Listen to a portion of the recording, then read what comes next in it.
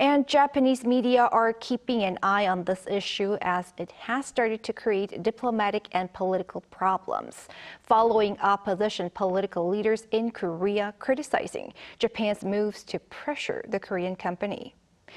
Lee Shi-hoo explains what could be behind these reports. Many South Korean politicians, mostly from the opposition parties, have been actively voicing criticism of the Japanese government's moves to pressure South Korea's Naver to sell its stake in Line Yahoo, the company behind Japan's most predominant messaging app Line.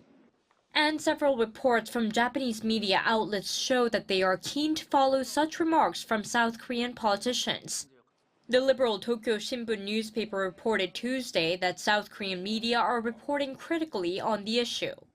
It quoted main opposition Democratic Party of Korea leader Lee Jae-myung's Facebook post on Saturday, which called attention to the fact that Japanese Minister for Internal Affairs and Communications Matsumoto Takeaki was the grandson of Ito Hirobumi, the first Japanese resident general of Korea who worked to initiate Japanese colonial rule of South Korea since the early 1900s.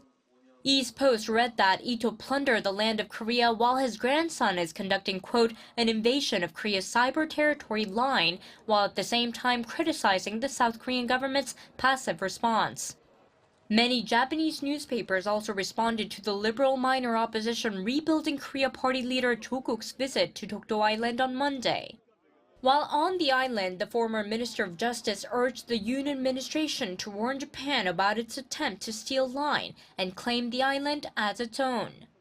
The conservative Sankei reported on increasing discontent in public opinion in South Korea, while further citing a DP lawmakers group visit to Dokdo Island last month. However, there are differences in opinion among South Korean politicians. Ruling People Power Party lawmaker Yoon Sang-yeon on Monday criticized what he called the opposition leader's provocative remarks, calling for cooperation across parties to resolve the issue. Regarding the issue, an expert on foreign relations shared with Arirang that the Japanese news reports closely following South Korean politicians' remarks are misleading public opinion instead of dealing with the essential problem of the matter. Lee Shi-hoo, Arirang News.